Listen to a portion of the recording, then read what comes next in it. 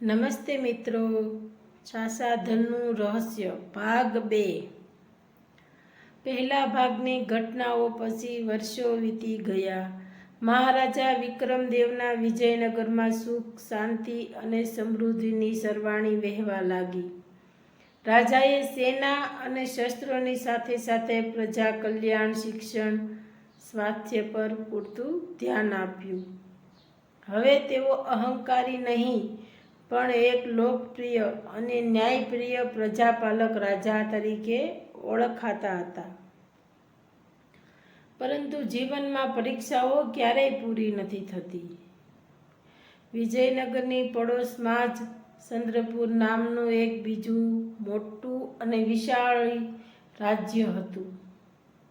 ત્યાંના રાજા રુદ્રપ્રતાપ અત્યંત મહત્વાકાંક્ષી અને અભિમાની હતા।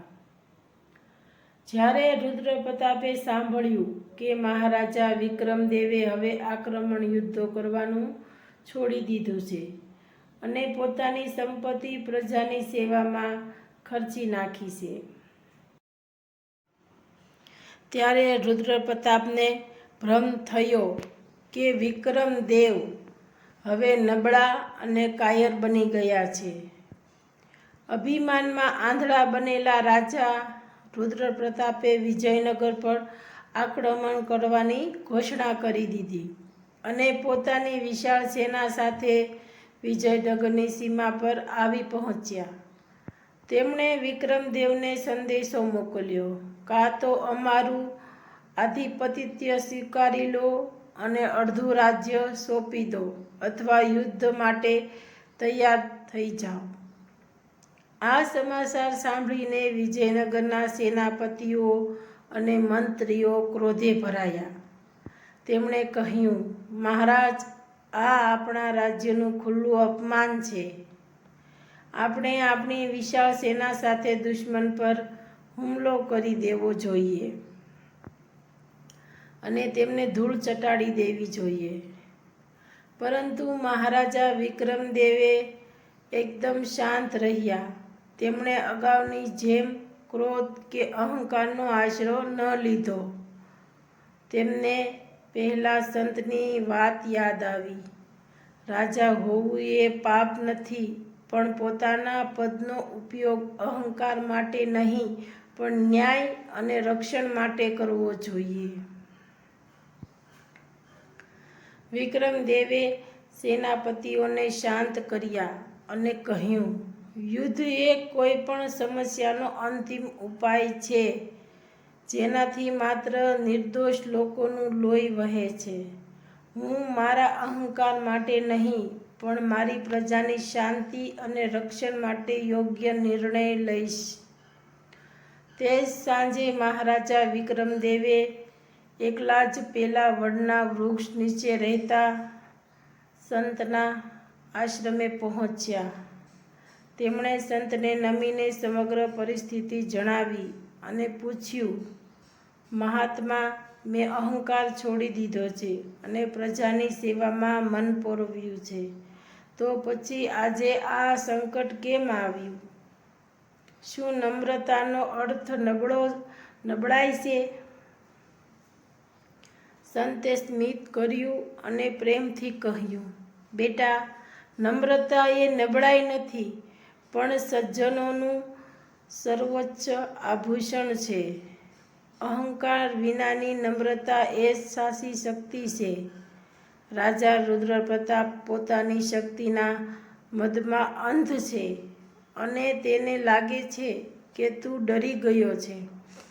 તારે ડરવાની નહીં પણ પોતાની ફરજ અચૂક નિભાવવાની જરૂર છે। પ્રજાનું રક્ષણ કરવું અને ધર્મનું પાલન કરવું એ જ રાજાનો સૌથી મોટો ધર્મ છે। સંત પાસેથી પ્રેરણા અને આંતરિક બળ લઈને મહારાજા વિક્રમદેવ પાછા ફર્યા।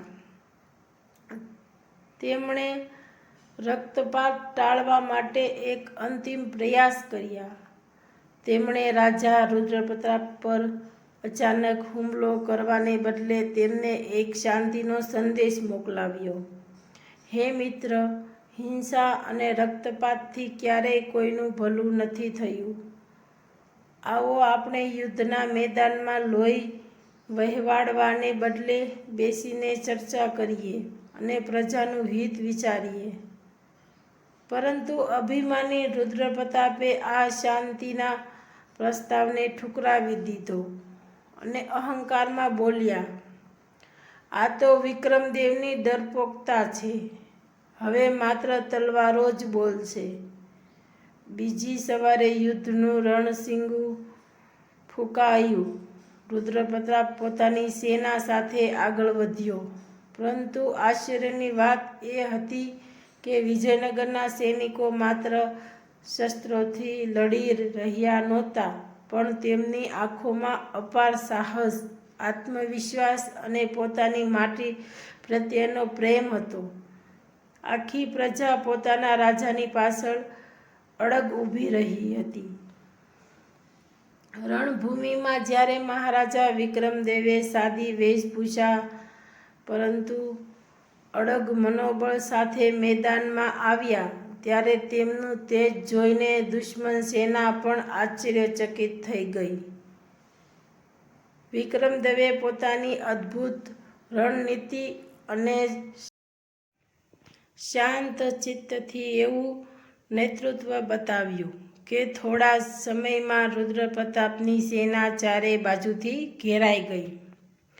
યુદ્ધના અંતિમ ક્ષણે રાજા રુદ્રપ્રતાપ વિક્રમદેવના ઘેરામાં ફસાઈ ગયા. તેમનું અભિમાન સંપૂર્ણે કળભૂત થઈ ગયું. તેમને લાગ્યું કે હવે તેમનું મૃત્યુ નિશ્ચિત છે અને વિક્રમદેવ તેમની હારનો બદલો લેશે. પરંતુ મહારાજા વિક્રમદેવે પોતાની તલવાર મ્યાન કરી લીધી. તેઓ આગળ આવ્યા અને રુદ્રપ્રતાપને ગળે લગાવીને પ્રેમથી બોલ્યા, હે મિત્ર, સાચો વિજય કોઈને હરાવવામાં નથી, પણ હારનારનું હૃદય જીતી લેવામાં છે. અમારે તમારી જમીન નથી જોઈતી, અમારે ફક્ત શાંતિ અને ભાઈચારો જોઈએ છે. આ દ્રશ્ય જોઈને રુદ્રપ્રતાપની આંખોમાંથી પશ્ચાતાપના આંસુ વહેવા લાગ્યા. જે રાજાને તે અત્યાર સુધી નબળો સમજતો હતો, તે વાસ્તવિક જીવનમાં તેના કરતાં કેટલો મહાન અને શક્તિશાળી નીકળ્યો.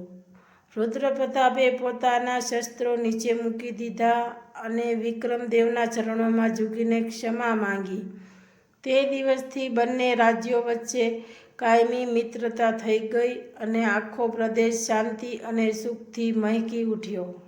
જો તમને આ વાર્તા સારી લાગી હોય તો અમારા વિડીયોને લાઈક, શેર અને સબસ્ક્રાઈબ કરી દેજો.